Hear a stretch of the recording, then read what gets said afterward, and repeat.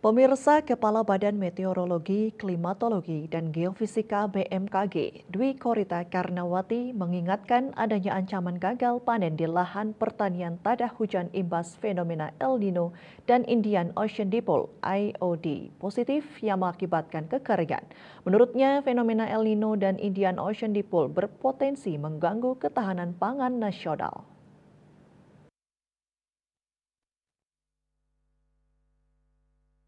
Dewi Korita Karnawati di Jakarta Jumat dikutip dari kantor berita Antara mengatakan pemerintah daerah perlu melakukan aksi mitigasi dan aksi kesiapsiagaan segera. Lahan pertanian berisiko mengalami puso alias gagal panen akibat kekurangan pasokan air saat fase pertumbuhan tanaman. Di sektor perikanan lanjutnya perubahan suhu laut dan pola arus selama El Nino dan IOD positif yang mendingin biasanya justru berpotensi meningkatkan tangkapan ikan. Sehingga menurutnya peluang dari kondisi ini harus dimanfaatkan karena dapat mendukung ketahanan pangan nasional.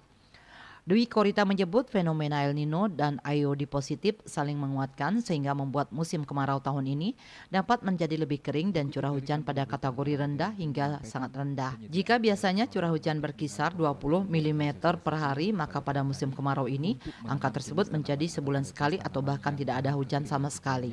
Puncak kemarau kering ini diprediksi akan terjadi pada Agustus hingga awal September dengan kondisi akan jauh lebih kering dibandingkan dengan pada 2020, 2021 dan 2022. Berdasarkan pengamatan yang dilakukan BMKG, indeks El Nino pada Juli ini mencapai 1,01 dengan level moderat, sedangkan IOD sudah memasuki level indeks yang positif. Pada Juni hingga dasarian pertama Juli, El Nino masih dalam level lemah sehingga dampaknya belum dirasakan. Namun setelah itu dalam waktu yang bersamaan, El Nino dan IOD positif yang sifatnya global dan skala waktu kejadiannya panjang dalam hitungan beberapa bulan terjadi dalam waktu yang bersamaan. Dalam rentang waktu tersebut, sebagian wilayah Indonesia masih ada yang diguyur hujan akibat adanya dinamika atmosfer regional yang bersifat singkat sehingga pengaruh El Nino belum dirasakan secara signifikan. Tim Liputan Bali TV.